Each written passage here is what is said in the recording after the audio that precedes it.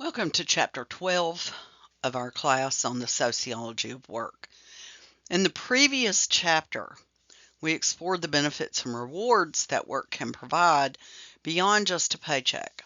Today, we're going to examine the darker side of working life, the perils, pressures, and problems that workers face on the job. While work can be meaningful and rewarding, it can also be dangerous, stressful, and alienating. This chapter will help us understand the major challenges workers face, from physical hazards to psychological stress, and we'll also look at some efforts to improve working conditions. By the end of this lecture, you'll have a comprehensive understanding of workplace hazards, stress, job insecurity, and worker alienation. Let's begin with workplace safety. Many people don't realize that workplaces can actually be a danger zone. According to the National Institute for Occupational Safety and Health, from 1993 to 1999, an average of 1.7 million people were victims of violent crime while at work or on duty each year. Even more alarming, from 1992 to 2006, an average of 800 workers were murdered annually while on the job. While these numbers have improved in recent years, the data on this slide shows that in 2004, 5,703 workers died from work-related injuries, which translates into 4.1 deaths per 100,000 workers. These are not just statistics. Each number represents a real person who went to work and never came home. According to the U.S. Department of Labor, by 2009, this number had decreased to 4,340 deaths, or 3.3 per 100,000 workers, showing some improvement but still representing a significant toll. Not all industries are equally dangerous. Some sectors have much higher fatality rates than others. The most dangerous category in 2009 was agricultural, forestry, fishing, and hunting, with a staggering fatality rate of 26 per 100,000 full-time equivalent workers. That's about 8 times higher than the national average. Mining came in at 12.7 per 100,000. Other particularly dangerous sectors included transportation and warehousing at 12.1 and construction at 9.7 per 100,000. On the other end of the spectrum, the safest sector was education and health services, with only 0.7 worker fatalities per 100,000 employees, nearly 40 times safer than agriculture. This dramatic difference shows how much the nature of work itself determines the level of physical danger workers face.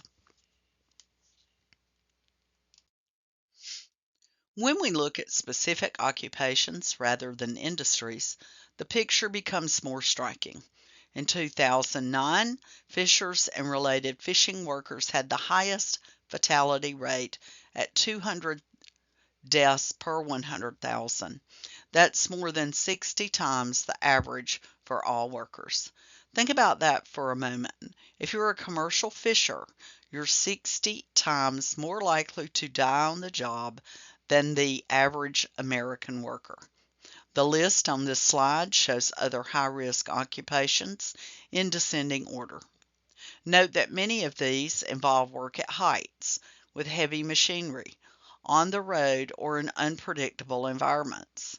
Pilots and flight engineers, logging workers, farmers and ranchers, roofers, and structural iron and steel workers all face significant daily risk. Highway accidents involving truckers were actually the leading cause of all job-related deaths, followed by falls, homicides, and being struck by objects. While deaths grab headlines, less serious injuries are far more common and affect millions of workers every year.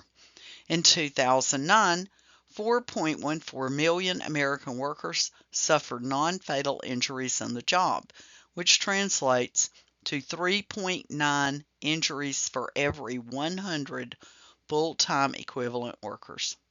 Manufacturing is generally more dangerous than services, with 4.3 injuries per 100 workers compared to 3.4 in services.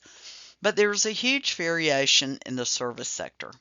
Finance and insurance have only zero point 0.8 injuries, while workers in nursing and residential care facilities face 11.1 injuries. That's even higher than truck driving. The global situation is far worse. The International Labor Office reported that 2.2 million people worldwide die each year from work-related injuries and illness, with most occurring in developing countries where there is little government oversight. China is a particularly troubling example.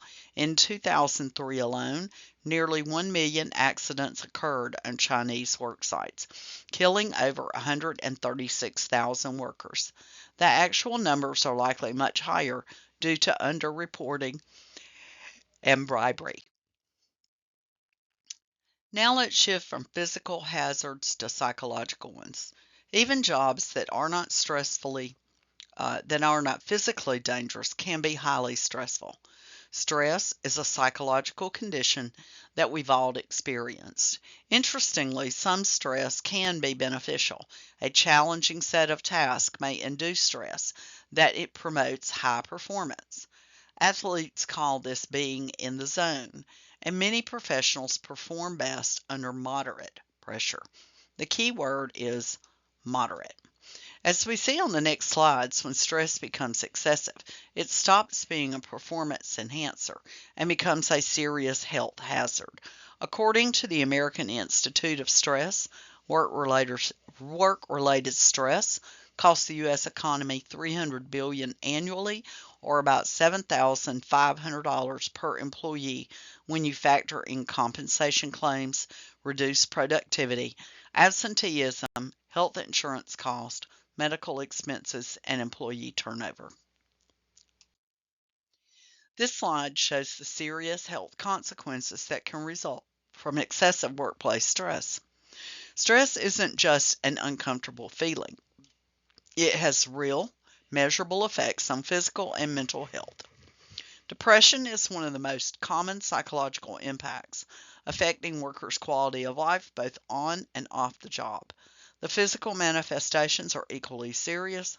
High blood pressure and hypertension, which are related conditions, significantly increase the risk of heart attacks and strokes. Many stressed workers develop chronic low back pain, which is one of the leading causes of workplace disability. Perhaps most tragically, excessive stress can drive workers toward alcoholism and drug abuse as they attempt to cope with unbearable pressure. The increased risk of cardiovascular disease is concerning. Your job can literally affect your heart health, and mental illness beyond depression, including anxiety disorders and even psychosis in extreme cases, can be triggered or exacerbated by workplace stress. These are not minor inconveniences, they are serious health conditions that can permanently affect workers' lives. What causes workplace stress? The answer is many things, and they vary from workplace to workplace. Poor pay is an obvious stressor. When you're working hard but can't make ends meet, the constant financial pressure creates stress. Tyrannical supervisors who micromanage, belittle, or unreasonably criticize employees are another major source of stress. We've all heard horror stories about bad bosses, and research confirms that supervisor behavior is one of the strongest predictors of employee stress levels.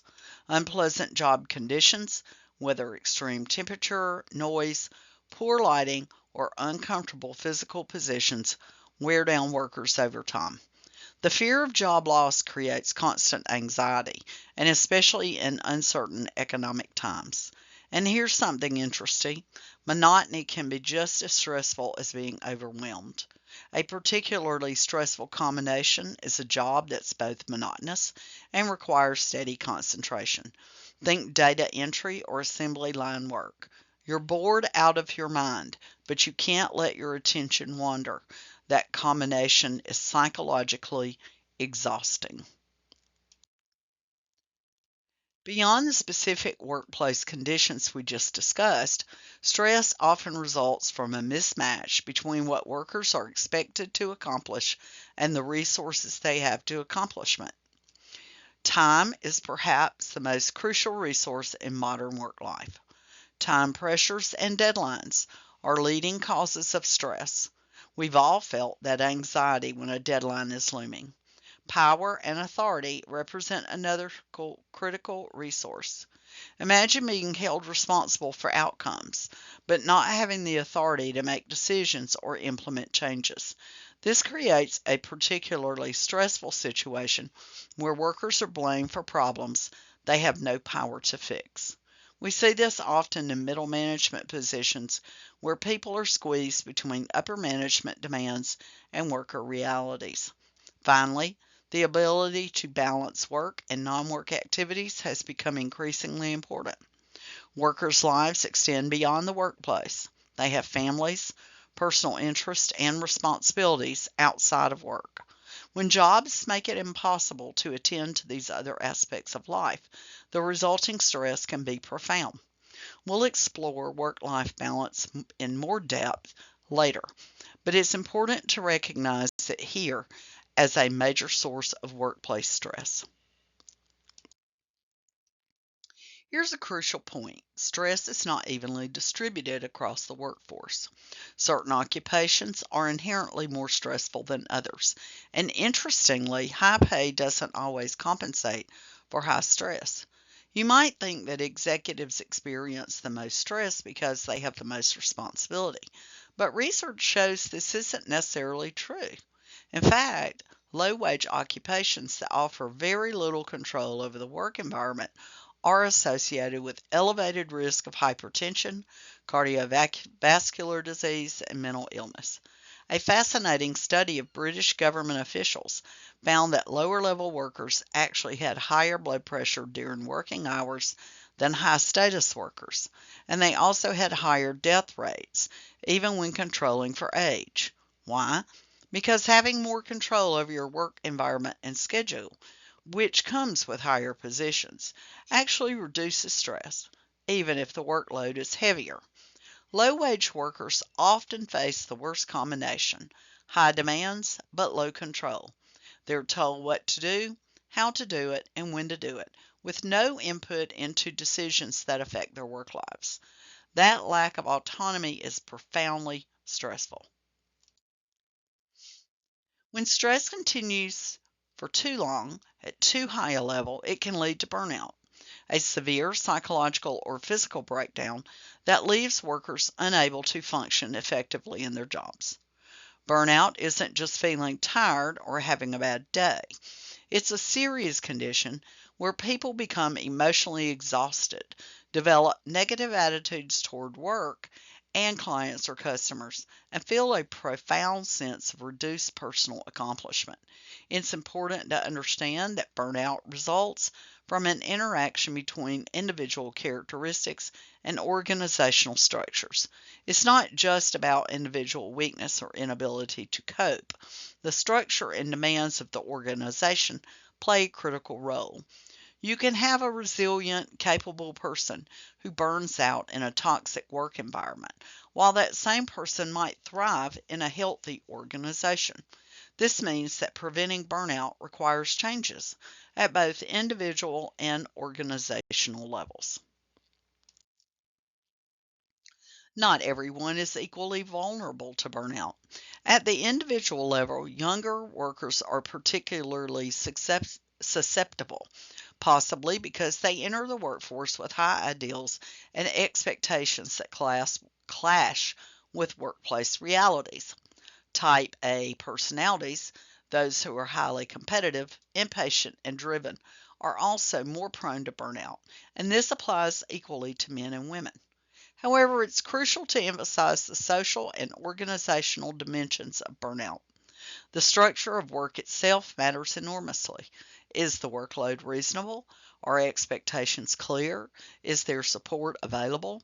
Access to resources is critical. Do workers have the time, tools, information, and support they need to do their jobs well? And perhaps most importantly, the extent of employee control makes a huge difference. When workers have some autonomy over how they do their work, when they complete tasks, and how they handle problems, they're much less likely to burn out. Conversely, jobs that combine high demands with low control are burnout factories. This is why addressing burnout requires organizational change, not just teaching individuals stress management techniques. Let's shift our focus to job security, which is fundamental to workers' psychological well-being. Unemployment, whether temporary or permanent, can have devastating psychological effects.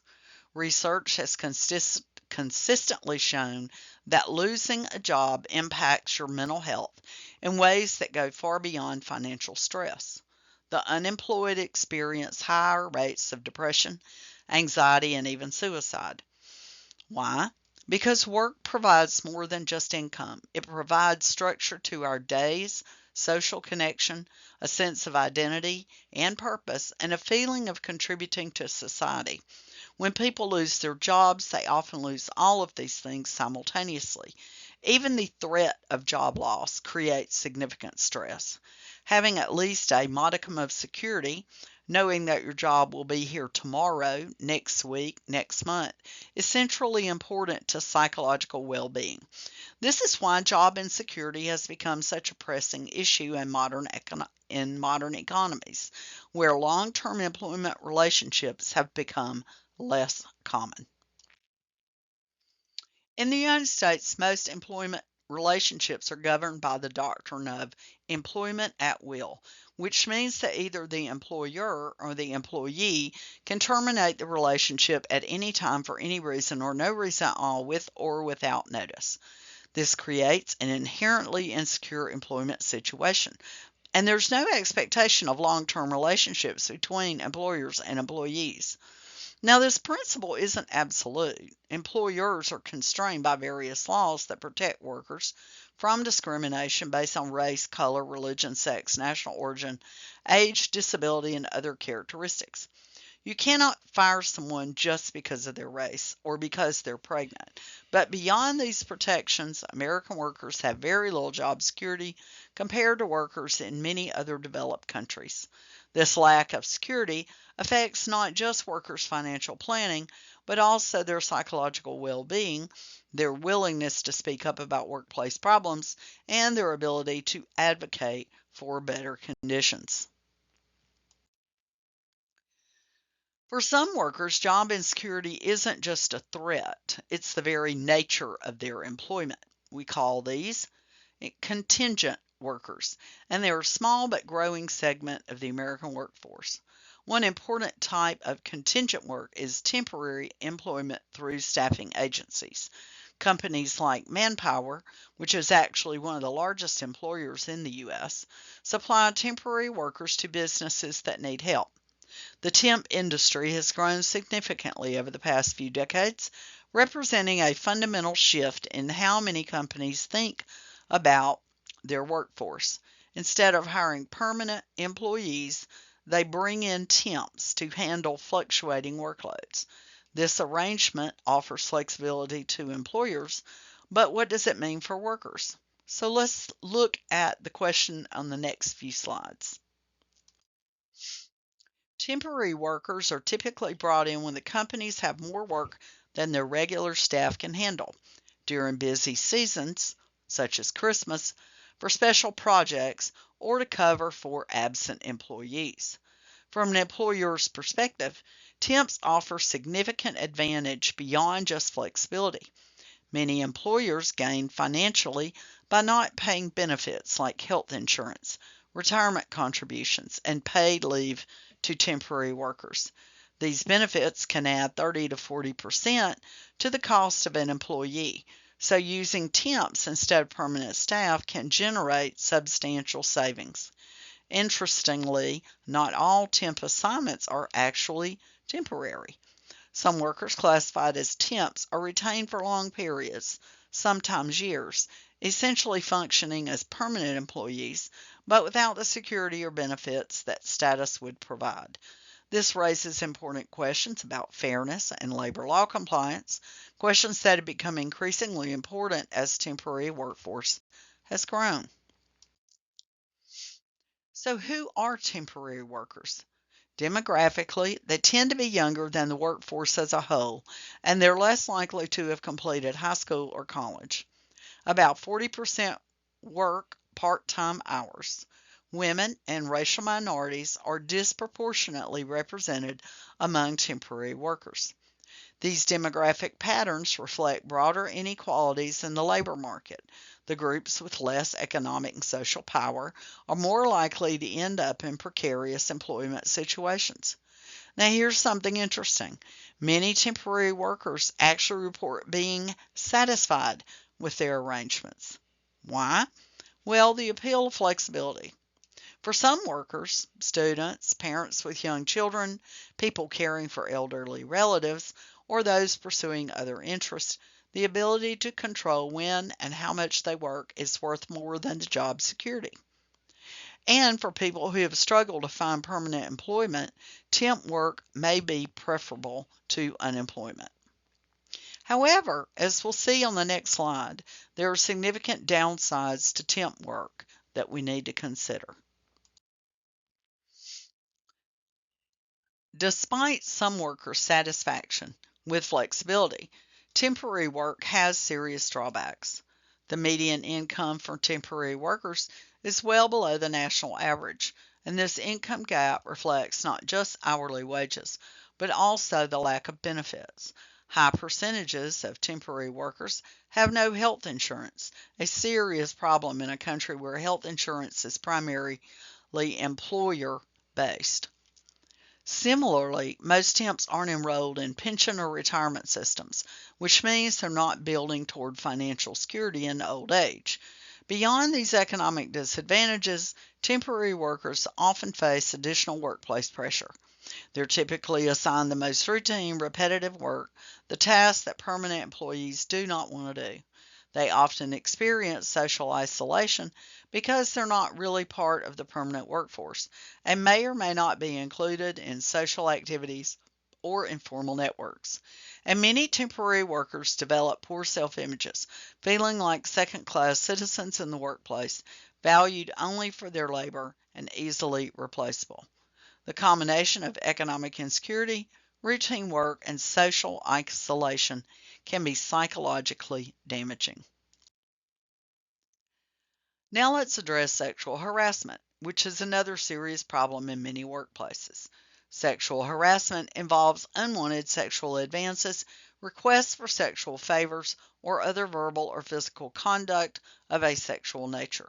One form is quid pro quo harassment, where someone in a position of power makes sexual demands on employees in exchange for promotions, raises, or other job-related benefits, or threatens negative consequences if the advances are rejected. Women are usually the primary victims of sexual harassment, and men are typically the perpetrators. Though it's important to note that harassment can occur in any gender combination, the pattern of sexual harassment reflects and reinforces the hierarchical structure of organizations. Those with more power, whether through their position in the organizational hierarchy or through social status based on gender, race, or other factors, are able to harass those with less power. This means that addressing sexual harassment requires not just punishing individual harassers, but examining and changing power dynamics in organizations. Sexual harassment also includes creating a hostile work environment. through behaviors, remarks, and offensive displays that are severe or persuasive enough to create an intimidating, hostile, or offensive working environment. This might include sexual jokes, comments about someone's appearance, displaying pornographic images, or unwanted touching that doesn't rise to the level of quid pro quo harassment, but still makes the workplace uncomfortable or threatening. It's important to understand that sexual harassment as a legal issue is relatively recent.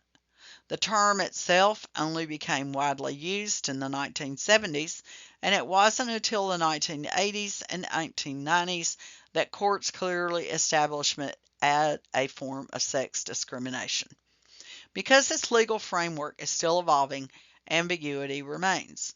What exactly constitutes sexual harassment? What rises to the level of a hostile work environment versus just being inappropriate or rude? What is the employer's responsibility for preventing and addressing harassment? These questions continue to be debated in courts and workplaces. What is clear is that sexual harassment creates an environment where some workers, primarily women, cannot perform their jobs effectively because they're dealing with the unwanted sexual attention, intimidation, or abuse. Let's turn to the concept called greedy institutions, organizations that demand excessive degrees of personal involvement from their members or employees. The term was coined by sociologist Louis Kosser to describe institutions that try to secure total commitment and loyalty from their members. A historical example that helps illustrate this concept is domestic service.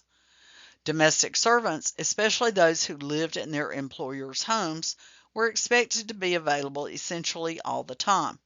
Their personal lives were severely constrained. They had limited time off, restrictions on visitors and social activities, and often rules about marriage and relationships. The employer didn't just buy the servant's labor for certain hours, they bought control over large portions of the servant's life. While domestic service has declined in most countries, the concept of greedy institutions remains highly relevant to understanding modern workplaces. The concept of greedy institutions applies to many modern organizations. Historically, authorities sometimes deliberately sought to employ subordinates who lacked strong ties to family or community because such employees would be more dependent and loyal to the institution. The classic example is the Catholic Church requirement of celibacy for priests. By prohibiting marriage and family, the Church ensures that priests would have no competing loyalties. Similarly, some military organizations and even corporations have historically preferred employees without strong family obligations because they could devote themselves more completely to the organization. Loyalty was central to these arrangements. The organization demanded complete dedication, and in return, it provided not just a salary, but an identity, a purpose, and a community. Today, many professional and corporate positions have some characteristics of greedy institutions, even if they don't forbid family relationships. From the perspective of greedy institutions, sexual relationships in families can be problematic because they create competing loyalties. A romantic relationship produces a strong dyadic bond, a close connection between two people that can rival their commitment to the organization. Similarly, families make claims on both personal and organizational resources. A parent needs to leave work to pick up a sick kid from school. A spouse expects their partner home for dinner. Children need attention, time, and emotional energy. From the organization's perspective, these are distractions from total dedication to work. This creates tension between work demands and family life, a tension that has become increasingly problematic as more women have entered the workforce and dual earner families have become the norm. Organizations that act as greedy institutions may implicitly or explicitly penalize workers who prioritize family obligations, leading to difficult choices between career advancement and family life. Modern organizations in developed countries may be greedy in ways beyond just demanding long hours. They may require employees to assume a particular public image, to present themselves in a way that aligns with the company image even when they're off duty. Think about social media policies that restrict what employees can post online, or dress codes that extend beyond working hours for customer facing employees. Perhaps more insidiously, many jobs now require emotion work, the management of feelings and facial expressions, to create a particular emotional state in others. Flight attendants must smile and appear cheerful, regardless for how they actually feel. Nurses must appear caring and compassionate even when exhausted. Customer service representatives must remain pleasant in the face of anger and abuse. This emotional work is a form of labor, but it's labor that involves suppressing or fabricating emotions, which can be psychologically exhausting. Sociologist Arlie Hochschild famously studied this phenomenon in her book, The Managed Heart, showing how requiring workers to commodify their emotions can lead to feelings of inauthenticity and emotional exhaustion.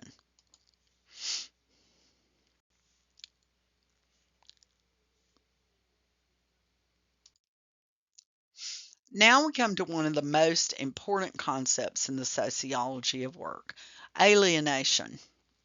The term alienation originally meant having something taken away from you, being separated from something that should rightfully be yours. In the context of work, alienation refers to the separation of workers from the products of their labor, from the work process, from their fellow workers, and ultimately from their own human potential. Alienation at work might be described as the submersion of self into an involuntary, predetermined organizational role. You become a cog in the machine, a replaceable part rather than a whole human being. Your creativity, judgment, and individuality are suppressed in favor of standardized procedures and routines.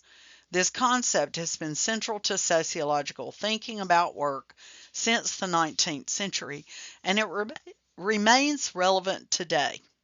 So let's look at how some major sociology theorists have understood alienation. Karl Marx's analysis of alienation remains foundational to our understanding of the concept. For Marx, work was an essential human activity, perhaps the most essential. Unlike other animals, humans shape and transform the world through conscious labor. Work should be a vehicle for expressing our capabilities, for being creative, and for participating in the cooperative social activity. In an ideal world, Marx argued, work would be a source of meaning and fulfillment. However, under capitalism, workers' efforts and the products they create are appropriated by employers. Workers do not control what they make, how they make it, or what happens once it's made. They become estranged or alienated from their labor because it's no longer truly theirs. They're selling their capacity to work to someone else. The products of their labor belongs to the employer, not to them. This creates a fundamental alienation where the very activity that should be most human and fulfilling becomes instead a source of oppression and exploitation. Marx argued that this alienation was not just an unfortunate side effect of capitalism, but was central to how the system worked. Employers profit precisely by controlling workers' labor and appropriating what workers produce. Max Weber, writing a few decades after Marx, was also deeply concerned about alienation, though he framed it somewhat differently. Weber was troubled by the modern trend toward bureaucratization, the organization of work and society according to rational, impersonal rules and procedures. In bureaucratic organizations, with their emphasis on specialization, hierarchy, and standardization, individuals' workers' contributions can seem insignificant. You are just one small part of a massive machine, and the machine would keep running if you are replaced. More broadly, Weber worried about what he called disenchantment of the modern world. He saw modern society becoming dominated by rational calculation and the pursuit of material goods, while meaning, values, and tradition were pushed aside. In the workplace, this manifested as increasing specialization and routinization of work. Weber famously worried about the iron cage of rationalization. Modern workers might be more productive and efficient, but they are trapped in an increasingly narrow, specialized role that left little room for creativity, judgment, or human connection. Unlike Marx, Weber didn't see this as specifically a problem of capitalism, but rather as a problem of modern, rationalized society more broadly. Moving toward the 1960s, sociologist Robert Blauner developed a more systematic framework for understanding alienation with four key dimensions. First, powerlessness, when workers have no control over their work conditions, the pace of work, or the use of their skills. They are simply following orders and procedures. Second, meaninglessness, when workers don't understand how their individual tasks fit into the larger product or purpose. They're doing something, but they don't know why it matters or what it contributes to. Third, isolation, when work doesn't provide opportunities for social interaction or when workers feel disconnected from their fellow workers. And fourth, self-estrangement, when work doesn't provide opportunities for personal growth or the use of valued abilities. The worker feels that work is just something they have to endure to earn money, not something that engages their real self. Blauner's framework is useful because it helps us see that alienation is not just one thing, but rather multiple dimensions that can vary greatly. A job might score high on one dimension, but low on others. Blarner argued that technology was a crucial variable affecting workplace alienation. He studied four different types of workers to illustrate this. Printers, using craft technology, had low alienation. They controlled their work pace, understood the final product, worked in teams, and used valuable skills. Textile mill operators working with machine technology experienced more alienation. The machines controlled the pace, work was more repetitive, but there was still some skill involved. Assembly line workers in automobile factories working with assembly line technology experienced the highest alienation. They performed tiny repetitive tasks, had no control over pace, couldn't see how their work fit into the whole, and had little social interaction. Interestingly, Bonner found out that the continuous process workers in automated chemical plants had lower alienation. They monitored equipment, used problem-solving skills, and understood the overall process. This suggested that automation might sometimes reduce alienation rather than increase it. However, Blauner's analysis has been criticized for being too technologically deterministic. Management decisions about how to organize work matter as much or more than the technology itself. How do workers respond to alienating work conditions? One common response is absenteeism and tardiness. Simply not showing up or showing up late represents a form of resistance to unbearable working conditions. It's a way of reclaiming some control over one's time. Theft from employers is another response, and interestingly, the type of theft varies by hierarchical position. Blue-collar workers might take tools or products, while white-collar workers might pad expense accounts or use company resources for personal purposes. Regardless of the form, theft can be understood partly as workers taking back some of what they feel the employer has taken from them. Sabotage represents a more extreme response, deliberately damaging products, equipment, or work processes. This might range from subtle acts like working slowly or making mistakes to overt destruction of property.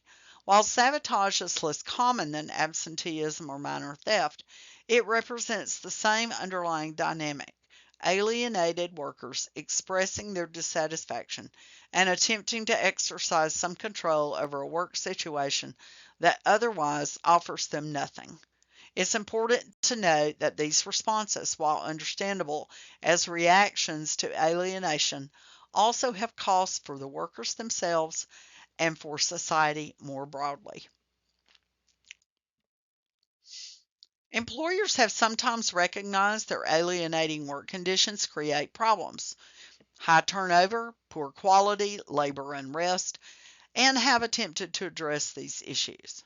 Historically, one approach was simply to pay workers more to compensate for terrible working conditions.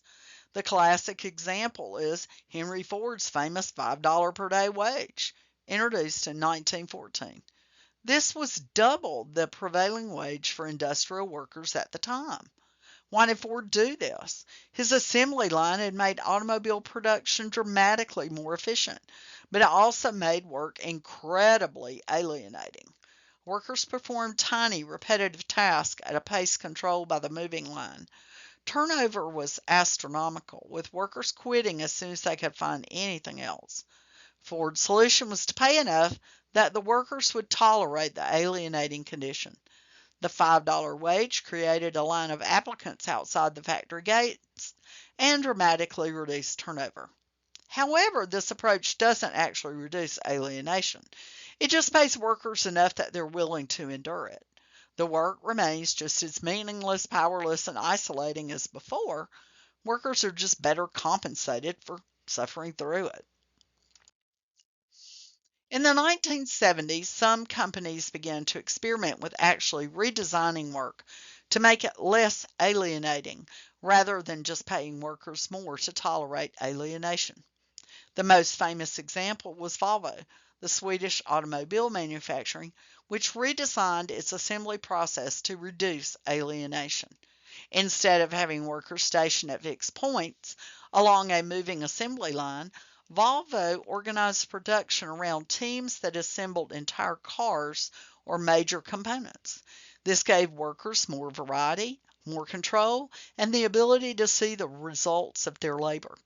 It was a radical departure from the Fordist assembly line that had dominated industrial production for half a century. The results were mixed. Worker satisfaction did improve in many cases. The work was far less monotonous and more meaningful. However, absenteeism persisted and production was somewhat lower than with traditional assembly lines. This raised questions about whether reduced alienation could coexist with high productivity and profitability. Ultimately, competitive pressures and the pursuit of efficiency led many companies to abandon or scale back these experiments. The lesson seemed to be that while redesigning work to reduce alienation was possible, it required a sustained commitment that was hard to maintain in competitive markets focused on short-term financial performance. It's important to understand that when management tries to reduce alienation, these efforts are not entirely motivated by altruism or concern for workers' well-being. Rather, there's a business case for reducing alienation. A better work environment can improve productivity and quality. When workers feel more engaged, when they have more control over their work, when they understand how their efforts contribute to the final product, they often work more carefully, catch problems before they become serious, and suggest improvements to processes. This is the logic behind empowering workers, giving them more autonomy and responsibility. The idea is that empowerment creates a win-win situation. Workers experience less alienation and feel more satisfied, while employers benefit from improved performance. However, critics argue that many empowerment programs are superficial, giving workers the illusion of control while management retains real power. We need to be somewhat skeptical about whether these programs genuinely reduce alienation or simply represent new, more subtle forms of management control. Let's look at some specific examples of programs designed to reduce alienation. In the U.S. manufacturing facilities, assembly line workers have gained some control over their working conditions. Most significantly, they're often allowed to stop the production line when they identify a problem. This is a dramatic shift from traditional assembly line work, where the line never stopped and workers had to keep up regardless of quality issues. Being able to stop the line gives workers real power and responsibility. It says that quality matters more than raw speed and that workers' judgment is valued. Quality circles represent another innovation. These are small groups of workers who meet regularly to identify problems and suggest solutions. Advocates claim that by quality circles empowering workers, giving them a voice in how work is organized, and tapping into their expertise. However, detractors charge that quality circles are really a form of co-optation. They give workers a limited, carefully controlled voice while keeping real power in management hands. Critics argue that quality circles reinforce managerial values and goals rather than genuinely empowering workers to pursue their own interest. The truth probably lies somewhere in between. These programs can give workers more voice and control than they had before, but they don't fundamentally challenge management's rights to make final decisions. In the 1970s, there was significant public attention to what was called the blue-collar blues, widespread dissatisfaction among industrial workers, especially young workers who were locked into alienating jobs with little prospect of escape. This led to debates about the quality of working life and call for reform. However, attention to these issues has waned significantly since then. Well, why? Several factors contributed. Neither management nor unions made sustained efforts to really improve the quality of working life. Unions focused on wages and benefits rather than job design and workplace democracy. Management experimented with some reforms, but usually abandoned them under competitive pressure. And workers themselves shifted their focus from job satisfaction to job security as economic conditions become more uncertain. When you're worried about whether you'll have a job at all, concerns about whether that job is meaningful or fulfilling takes a backseat. Interestingly, survey research suggests that worker discontent may not actually be rampant. When asked, most workers report being generally satisfied with their jobs. One representative Gallup poll found that 83% expressed satisfaction. This raises important questions. Are working conditions actually not as bad as critical sociologists suggest, or are workers just adjusting their expectations to match reality? Occupational psychologists and sociologists have identified several objective job characteristics that consistently relate to worker satisfaction. Autonomy, having control over how you do your job, is one of the strongest predictors of job satisfaction. Complexity matters too. People prefer jobs that challenge them intellectually rather than mindless repetition. Diversity of task helps prevent boredom and keeps work interesting.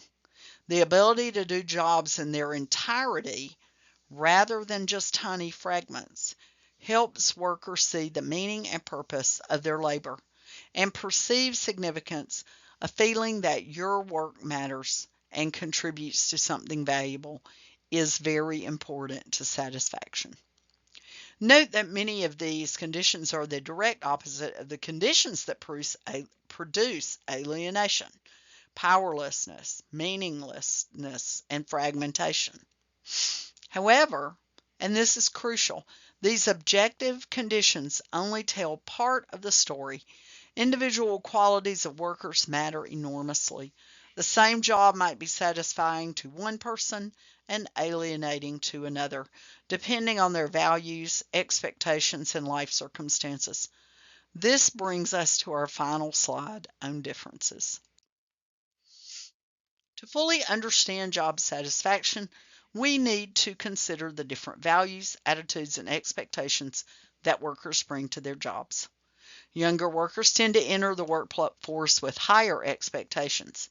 They may expect their work to be meaningful, challenging, and aligned with their values.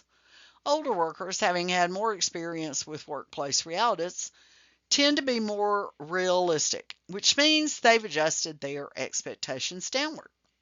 This helps explain why younger workers often express more dissatisfaction than older workers doing similar jobs. Men and women generally report similar levels of job satisfaction, even though women's jobs on average pay less and are less intrinsically interesting and offer fewer opportunities for advancement. How can this be? One explanation is that women workers may be comparing their situations primarily with other women workers rather than with male workers. If you're a woman in a particular occupation, you might feel reasonably satisfied if you're doing as well or as better than other women in similar positions, even if male workers in comparable positions earn more. Finally, it's important to recognize that work provides social benefits beyond the job tasks themselves. Opportunities for socialization and friendships can offset otherwise alienating conditions. Workers might dislike their actual job task, but enjoy their relationships with coworkers enough that they remain satisfied overall. As we finish this chapter, I want you to reflect on several key takeaways. First, work can be genuinely dangerous. Thousands of workers die on the job each year, and millions more are injured. Second, even when work isn't physically dangerous, it can be psychologically harmful through excessive stress and hardship for workers. This leads to burnout and serious health problems. Third, job insecurity and contingent work arrangements create significant stress and hardship for workers. Fourth, workplace problems like sexual harassment reflect and reinforce broader power inequalities in society. Fifth, alienation. The separation of workers from their labor, from each other, and from their own human potential remains a central problem in many workspaces. And finally, efforts to improve working conditions have had mixed results, partly because there's often tension between reducing alienation and maximizing productivity and profits. As you think about your future career, consider what kind of work will allow you to use your abilities fully. What working conditions matter most to you? What trade-offs are you willing to make between pay, security, meaning, and autonomy? And perhaps most importantly, how can we organize work in ways that respect workers' dignity and humanity while still being productive and economically viable? These are not easy questions, but they are essential ones as we think about the future of work in our society.